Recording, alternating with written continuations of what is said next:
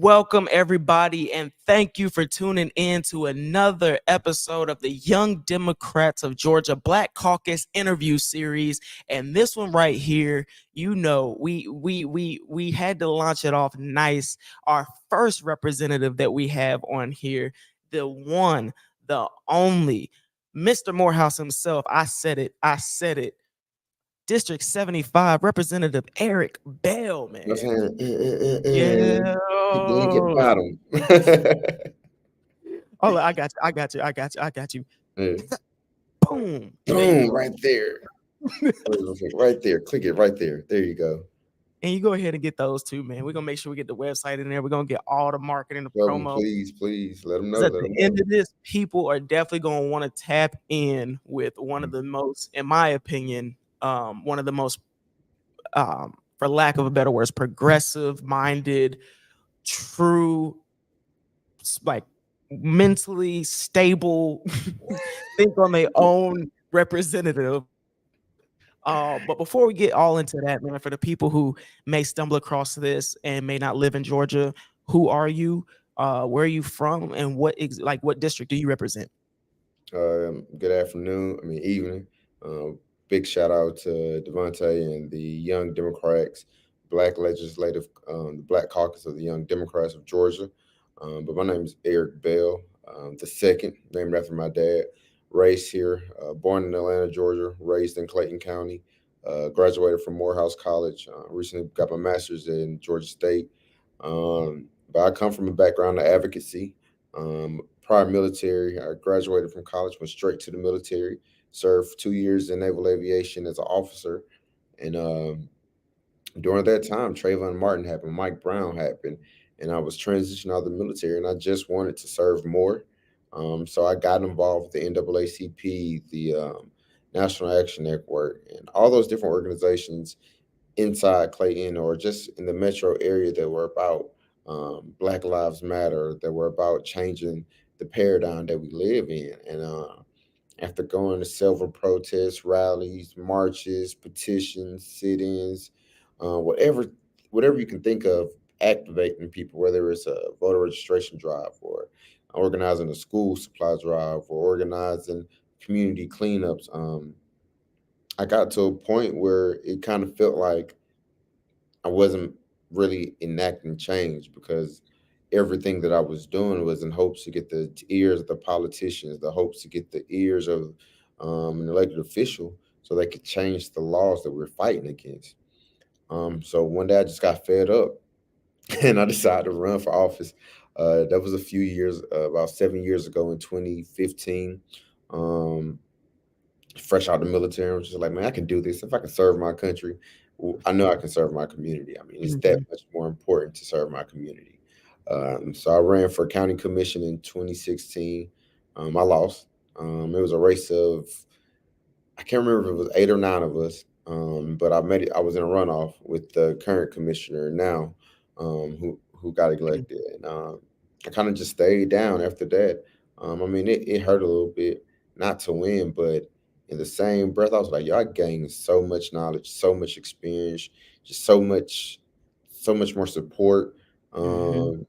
And people wanted to support me at that point. They were like, all right, you seem like you all right, young man, so you can get behind it. And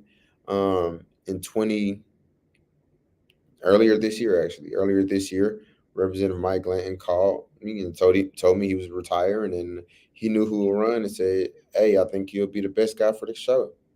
So I stuck my neck out there again, and I won.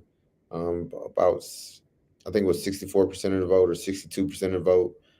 2,222 votes. A lot of twos. Man, what? I might get that tatted on me or something. Join the gang, man. Right. And for those who are under 18, wait till you have parent consent till you get tattooed. That's a politician. Yeah. That's a politician. You know what I'm saying? And don't go to the discount mall or someone's garage or living room. I recommend you go to a licensed shop. Hey, Representative Bell trying to keep it safe.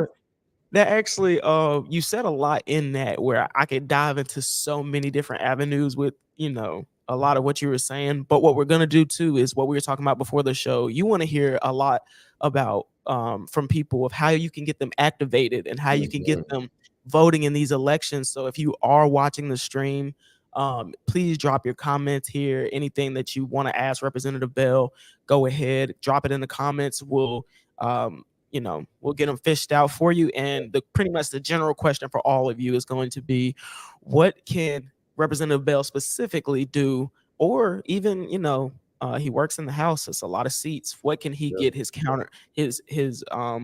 House members My to do? colleagues. Yeah, there you go. Your colleagues to get you all activated. So Yeah. drop those in the comment. Now going back, so you are from Clayton County, correct? Hmm. Well, technically, um, I was raised in Clayton since probably three. So yeah, I'm from Clayton. Yeah, I just got an Atlanta address on my birth certificate. Okay, okay. I mean, like pretty much everybody that's from 404 Atlanta, you know what I mean? So Yeah. I dig that. What was your I know everything that was going on as you were getting out of the military. We see a lot of those things happening, and it's cool to get into politics, or it's cool to become an activist, but once it dies off, it seems like everybody else flushes out.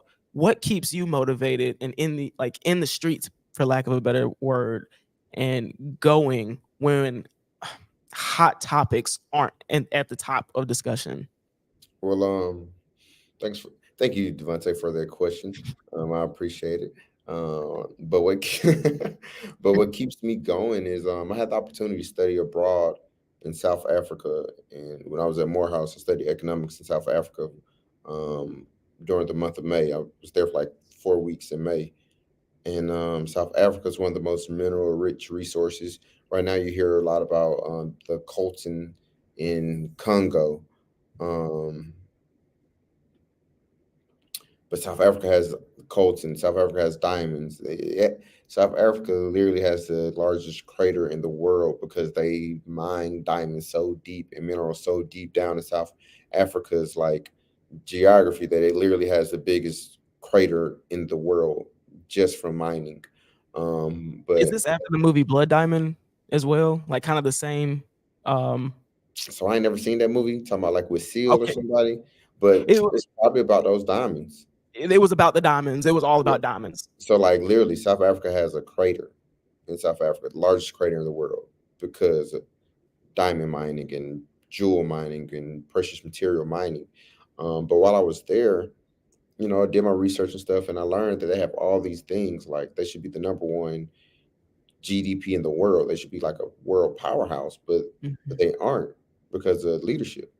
Because of what happened in apartheid South Africa, because of what happened from the ill-begotten gains of apartheid South Africa, where there was active current corruption in the military that you see in all, not military, but you see in the government, like you see in every nation, but it was so rampant that it stifled its growth. And then I was thinking, and that's where I learned that um, it's not that you have a lack of in this world. Poverty is Mhm. created through a means of capitalism. Somebody has to be impoverished. So it's not that we can't defeat poverty, it's that we don't have the will to. That there's no political will to end poverty. There's no political will to end homelessness. There's no political will to end preventable sicknesses like diabetes, or I don't know. I can't think of other stuff like maternal health Mhm. things, but there's no will to do it. Um, so that's what keeps me going, knowing that, learning that, and then having hope that one day there will be some will, and having hope that, well, maybe I can do it. I could be that change, or not. If I can't be that change, I can spark someone to be the change, and that's what keeps me going. The hope that it will get better, the hope that, and the hope and the knowledge of knowing that right now, as a society, we are the most civil that we've ever been, and we Mhm. have the capabilities of healthcare and technology that no other society previous to us have had, and that we can solve all these things. But on the other hand, we also have the capabilities to be the most destructive and the most dangerous society that we've ever been in the same breath. But it's the hope, then the latter, that keeps me going. That hey, we can end world hunger, we can end wars, we can end famine, we can end hatred, we can end racism. It's that hope, and that one day that I'll see it in my lifetime. Okay, and with a lot of hope, I also want to dig into this legislative agenda that you got coming. Okay. And from this legislative agenda, I have a few questions, but my biggest question is going to be, you're definitely, it feels like you're coming into this coming up session as, if this is my last go around, I'm gonna give it my Oh yeah. I'm gonna give it my all. We going all the way. Mm-hmm. So if I could Yeah. read something off this, you have um health disparities, climate justice, Mm-hmm. criminal justice reform, food insecurity, expand college access and affordability, and housing inequity.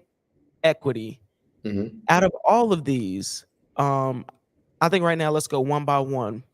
What's Okay. your biggest issue when it comes to house inequity? And specifically, Clayton County has some of these major issues that just struck up.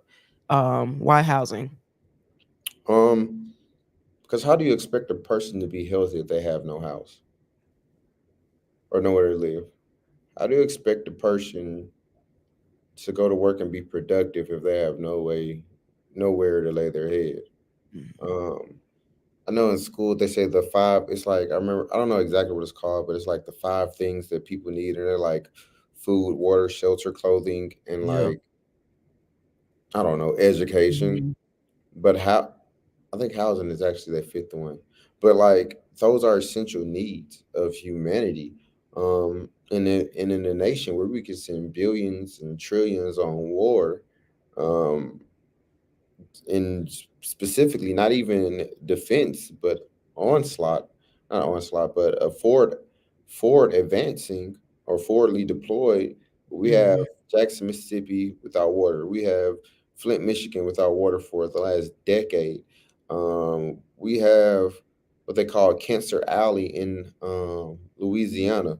We have third world birth rates in Georgia. You know what I'm saying? Mhm. So how can we expect people to actualize what we as an American say citizenship without equitable housing? No. Uh, That how makes a can you lot of expect a sense. person to be mentally sound if literally they're worried about a roach or a rat crawling in their ear, or somebody walking by and stealing the little possessions they have, or somebody just Mhm. shooting or killing them because they're sleeping on the sleep because they're not protected?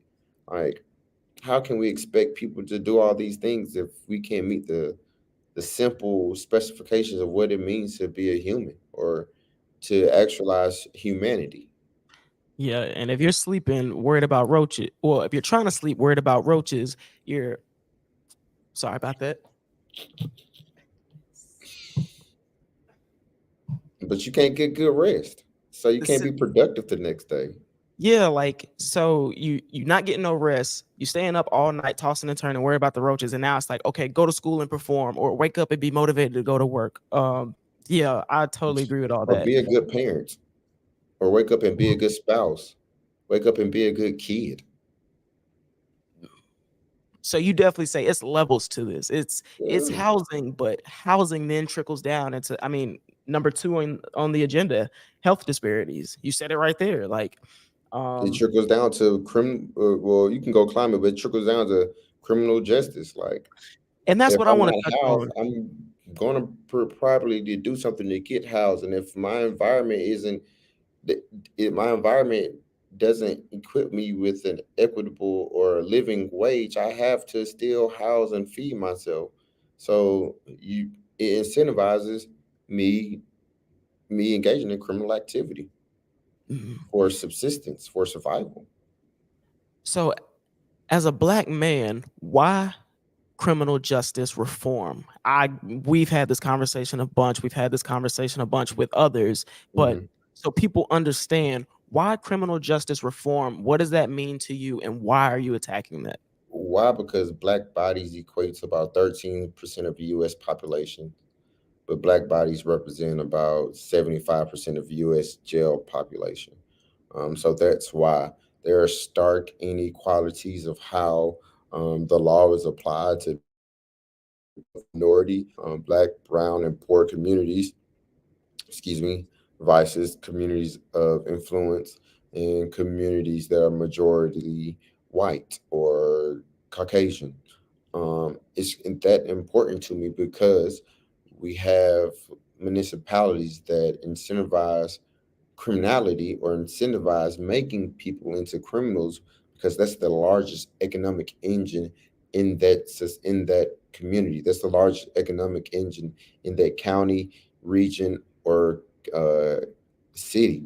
So once we stop incentivizing criminality, we can actually give people, and when I say incentivizing criminality, both as a for a civilian and as a government entity, because again, if the main economic engine, if the main tax paying engine in my community is a jail, I'm going to do what it takes as the commissioner, as the representative, as the city councilman, as the mayor to keep that economic engine running because it creates jobs and it creates jobs in my community.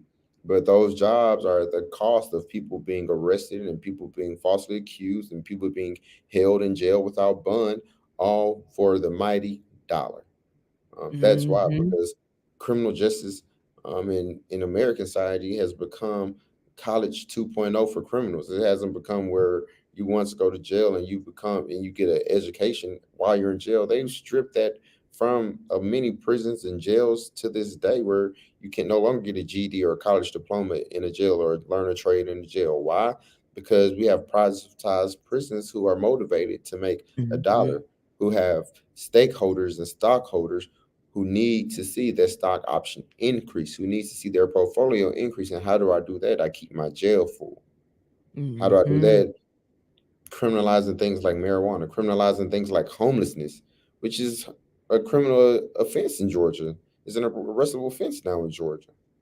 Um, that's why we need criminal justice reform, because everyone deserves to live that American dream of justice and the pursuit of happiness that we quote in our national anthems and our fascist pledges of allegiance. Okay, let's segue then, because you touched on something right there as far as um, the cannabis portion of things and how that is a literal way that they use that to set up specifically people that look like us to Hmm. get into the system. We know about Vibe. I know about the coalition. I partake with the organization in the coalition and was there at the launch. Hmm. What is the launch? What is the goals of the coalition, and why cannabis? So the Coalition for Cannabis Reform is made up of individuals and groups and activists, advocates, and organizations that want to see Georgia be a state that provides safe access to patients who prescribe to cannabis, hemp, or marijuana, regardless if your ailment is depression, cancer, epilepsy, one of the palsies, or even MS. Um, the importance of the Coalition for Cannabis Reform again is to provide safe access to patients who need access to life-saving critical drugs. Aspirin's a drug, so we're gonna call it what it is. Who need Mhm, access to drugs or medication that stems from a natural plant that's readily available. It's about being compassionate to um, those who are suffering from ailments. About being compassionate to those who don't, who for those who want to enjoy a quality of life that I myself can enjoy from walking, or I myself that can enjoy from not having debilitating headaches, or I myself enjoy it by not being appetite deprived from cancer treatment, or appetite deprived from a certain drug I have to take. So I, or not myself, but I or those patients in Georgia can live full and quality lives, whether that's in the school, for a student who suffers from an ailment that causes them to miss class is such much that they can't keep up. Um, but then it's also important to realize that this is a multi-billion-dollar industry, And Colorado Mhm. was one of the states that decriminalized and legalized marijuana at the antithesis of the Great Recession. And it was the only one of the only few states that did not have a dip in their GDP or their job rates or their employment during the recession. And why? Because that was because of the green rush. We were talking about moving people out of poverty and providing them with access to an economy that works for all. That's a way to provide jobs for people, to put people back to Mhm. work as well. So if we're talking about healthcare, if we're talking about economic development, we need to be talking about cannabis, and not only for its medicinal properties, but for also its industrial properties, hempcrete, hemp Mhm. for a form of rope, hemp paper, um, even Hemp hemp to wood. replenish hemp wood, hemp to replenish we're agriculture state. Hemp could be grown with crops such as beans and squash to replenish the nitrogen and the nitrogen in the soil so that the plants could grow. So there's so Mhm. much we can do with this plant that we're choosing to live upon a fable from a movie called The Birth of Nations, where they show crazed black men raping white women. And Mhm. even in Congress, where they testified that marijuana makes white women want to have sex with blacks and Hispanics. The only reason why we call it marijuana is because they wanted to make the drug. It was called pot and weed, but they specifically called it marijuana as an onslaught to make it synonymous with minorities. And at that time, the Hispanics were bringing marijuana was known to come from Mexico. So to stigmatize and to draw the correlation between marijuana as a thing for minorities and only minorities use. That's the only reason why we call it marijuana in America. I'm not calling it marijuana anymore. It's Anymore. pot. This Forever pot. pot. No, because the thing is, people don't know. I actually worked in the cannabis industry for about 5 years, 5 to 6 years. And the thing that kind of started to make me mad and why I wanted to team up with people like minorities for medical marijuana, shout out to them, Mhm. is the cannabis industry is projected to be a $43 billion industry. And I read this at the end of 2022. They said by the end of 2023. So that means it is a $43 billion $1 billion industry industry that only 1.4 to 1.7% of ownership in the cannabis industry is is minority. black. Yeah. That right there, like, but when you go look at the statistics for who's in prison for it more, you know. So my question for you, and this is a personal question that I've had that maybe I should have asked you off camera beforehand, but do you are you worried about your stance on cannabis affecting your voting base by any chance? No. I hope it energizes my voting base. I mean, when I was knocking on doors, I mean, the smell greeted me before I got to ring the doorbell. So Um, I think my communities are supporter of cannabis, at least in the form of medicinal Mhm. and private access. Recreational, that can be another conversation. But Mhm. I definitely believe and know that my community supports it for those patients that need access to medicinal Mhm. marijuana and cannabis for life-saving reasons. I believe they would support that. Again, recreational, that's a whole other topic. But Mhm. if they can support alcohol, I think my base would support recreational marijuana as well. But to your point, yes, I definitely think Mm, I definitely think we're ready for it. Not only Mhm. my community, but all communities are. At least from the standpoint of not having citizens having unduly contact with police officers and law enforcement. At Mhm. least in the sense of protecting citizens from having contact with law enforcement where it's not warranted. Because often in communities where we see law enforcement interact with minorities in different communities, we often see harm.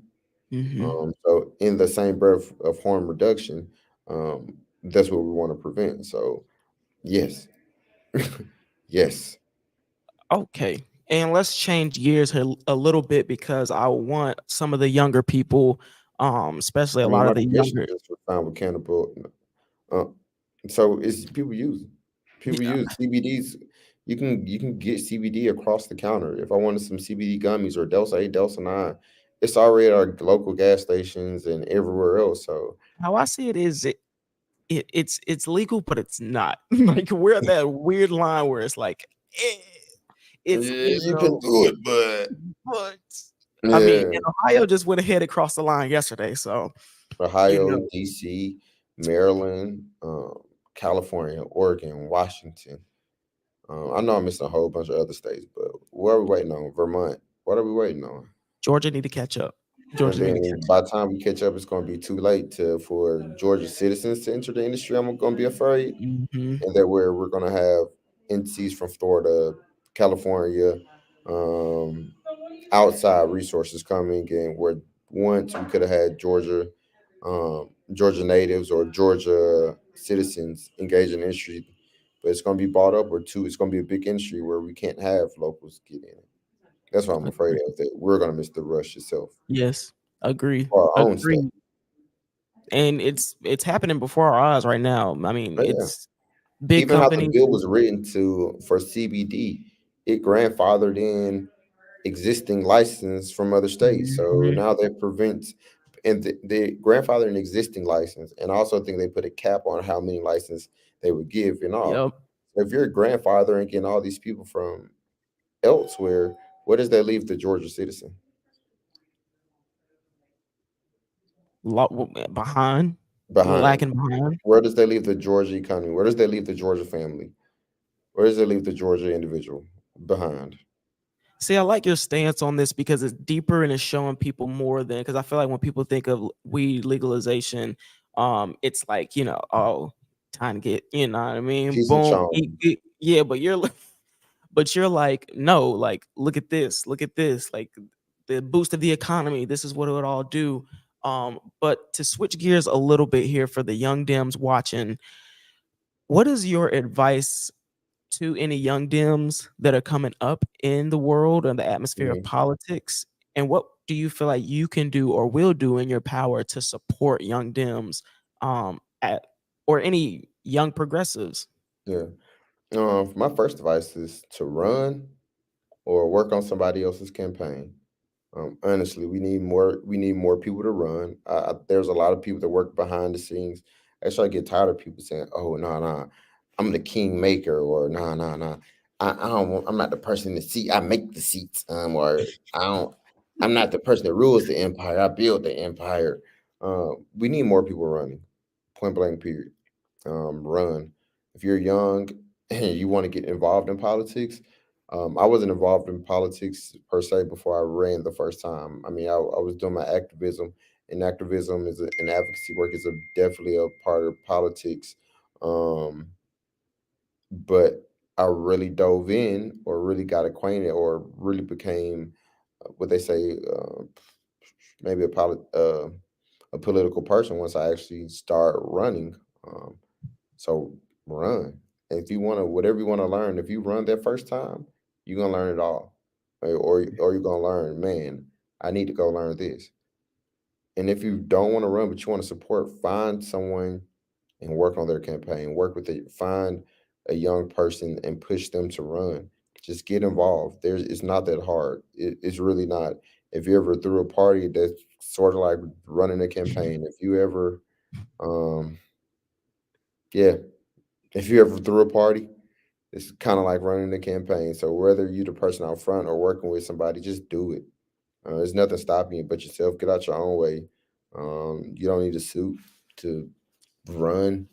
Is really not that important. You don't Yeah. you don't have to be all formal, um, I love it. I love it.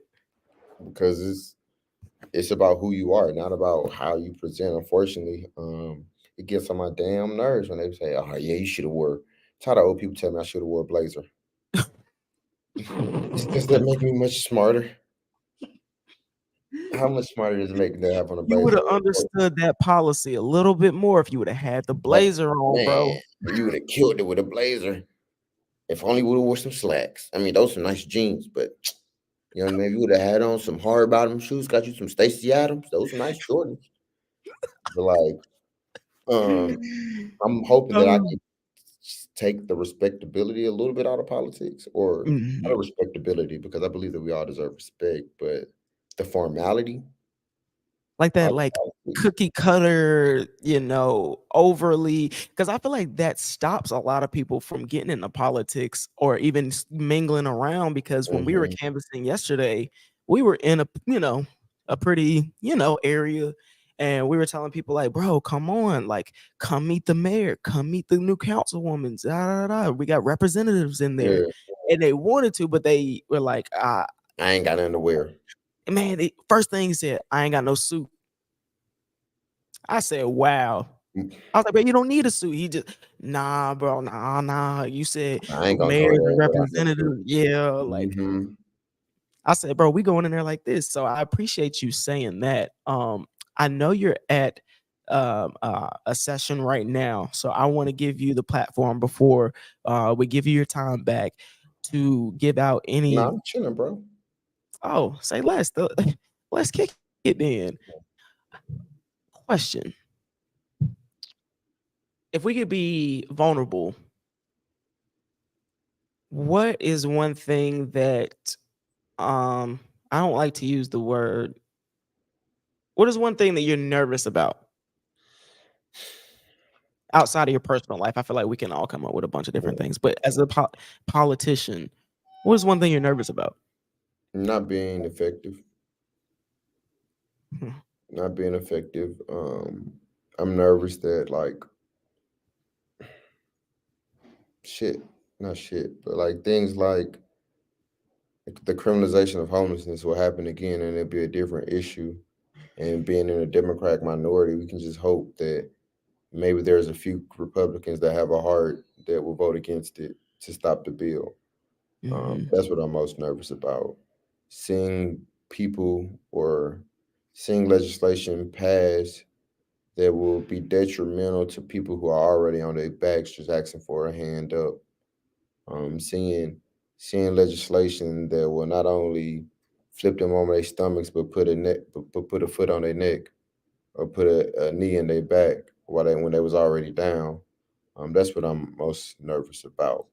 And having to keep my bearing and a respectable quorum, Hmm. or a respectable decorum, around people that blatantly don't give a shit about me, nor the average Georgian. Mm. That's what I'm most nervous about. I get out there and, as my parents would say, show my ass. Went in Sick. there and showed his whole ass. I love it though. Like not even I think I know from being out there, and it's like we as a people need to see more of that. And when people ask the questions, why is that one dude who ran on the other side of the aisle who, blatantly doesn't give about anybody and says what he wants, you really think about it, like he's taken that political hat off. He's an average person. That's why got a whole bunch of people, especially on the other side, Yeah. went from you know building houses and moving concrete to saying, "Hey, I'm about to run for Senate," and they winning. Yeah. Like, so I think we need more of that, especially in our community, to like show people you don't have to be this thing to go be effective, to go make change. Hmm. And that's really what I hope I can do, to show people we don't have this cookie cutter image. You don't need a college degree. You just need a heart, common sense, and compassion, um, to do it. And if you're not the person, get behind the person, help find that person. Hmm. Um, and so even if you can't find that person, maybe you just meant to be a stand-in for a second. You know what I'm saying? Maybe you ain't meant to be a lifetime politician. Maybe you just meant to get there and be there for 2 to 4 years so you can groom that person to come behind you to really do the damn thing. Shouldn't Um, that also be normal too? Shouldn't I mean, I and don't very I don't yes, I don't think spending 20 plus years in one seat is very effective either. That's my own personal opinion, but yeah. And That so, sounds I like a mean, it good should be the method to status me. quo. I'm just saying, it should be the status quo, but it's not. So run, young people run. And I lost. It hurt, but I was so proud of myself for running that it was like, you know what? Like, so what? I lost it. I won. I didn't win Mhm. this race, but I won in life. Like, you know what I'm saying? I'm winning. It's like I remember I was during the campaign, I think my air mattress that I was sleeping on popped. Like, I'm like, man, how am I supposed to be running for office and run a community and like I can't even run air in this air mattress. Because you're a part of the community. How many other Man, people in your community sleeping on the air mattress as well? Like, bro, I remember that day. I'm like, bro, I can't believe this. Ain't no shorty gonna come over for real now. Like, you know what I'm saying? yeah, All day, like, I ain't got no air mattress pop. I need to put some gas in my tank. I got bro. doors, like, But it man, seemed like I wasn't around on your first campaign, but your second campaign was definitely.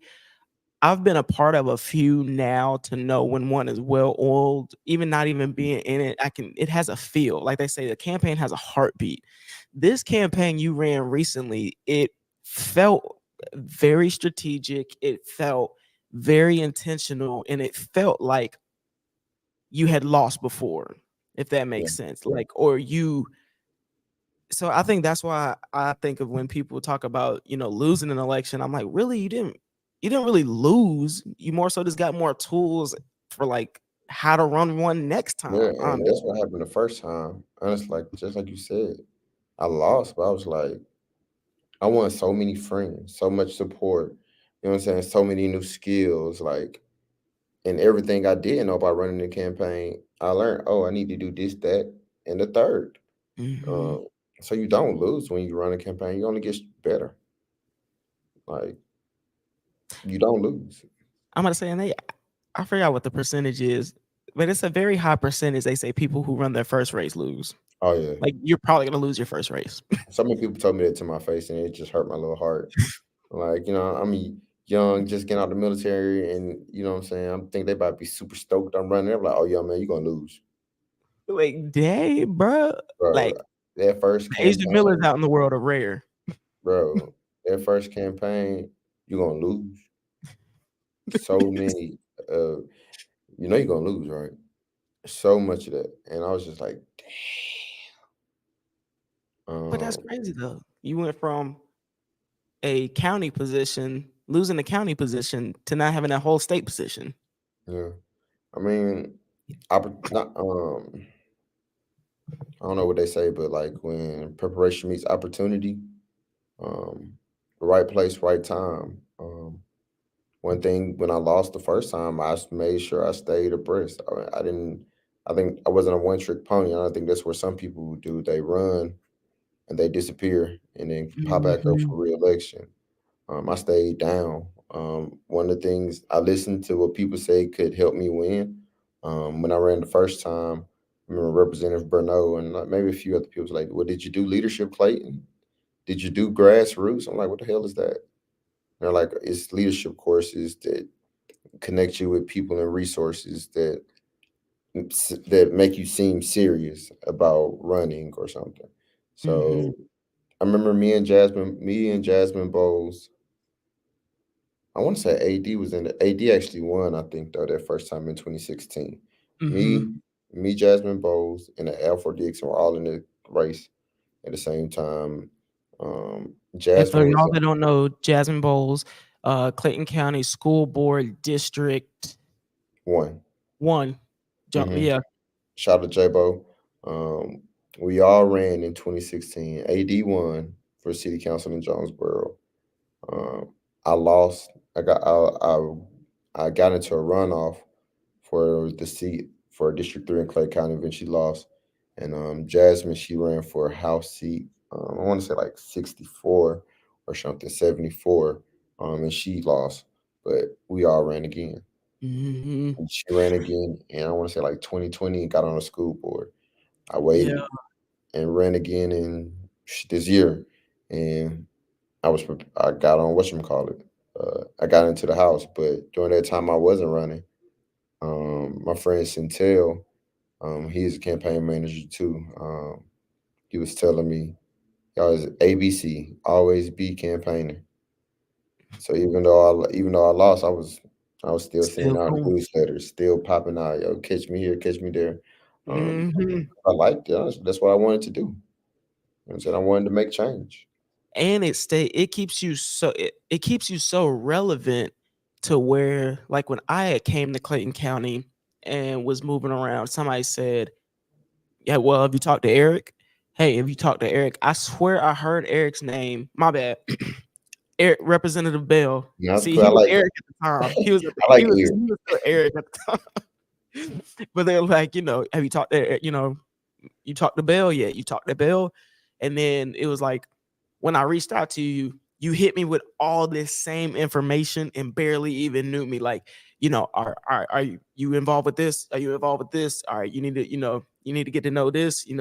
So that right there is powerful because when you're always around and you're always on people's mind, Yeah. You somebody the new obvious coming in, choice. Yeah. you the obvious And even, choice.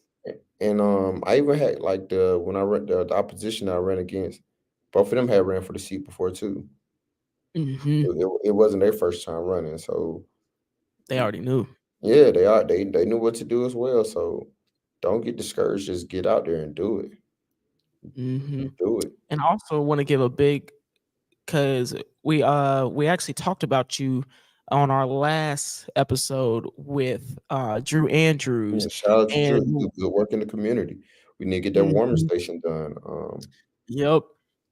But I want to like tell people like we were talking about you can run and still be civil. Like just because we run against each other doesn't mean we're enemies. And Yeah, literally last night, all of us were sitting there talking, chilling, dapping up, like, and I think that is the beautiful thing I see with the people who are really doing it for the right yeah. reasons.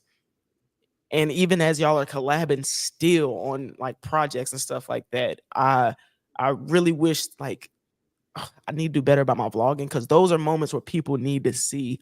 But how do you feel about grimy politics when people are running and they get nasty? Because y'all's campaign wasn't nasty. Y'all Yeah. kept it real clean. But I've also seen some that don't be so clean. I mean, it's politics. So if you want to race, you do what you got to win. Just be prepared. If you throw dirt, they might throw it back. That's all. Like Yeah. I'm the type of person where I feel like anything you pull up on me, you doing it too. So Mm. like I ain't got nothing. Anything that I'm hiding, your mama doing it. Somebody doing it. all Hey. all my skeletons and all my skeletons, your skeletons. We got the same skeletons, bro. Let's bring them out and see which one's really bad. But Um, that's why I think the taking the cookie cutter image off really helps people to show like because I think a lot of times people put this whole like holier than thou or mhm. squeaky clean, and then somebody find out, oh, did you know they were smoking a joint at a party in high school? Oh Now my it's like gosh, this not a whole doobie. not a what, Yeah. And it's but like, oh my gosh, it tears them completely down. It's like, well, why? like When we all do it. You know what I'm saying?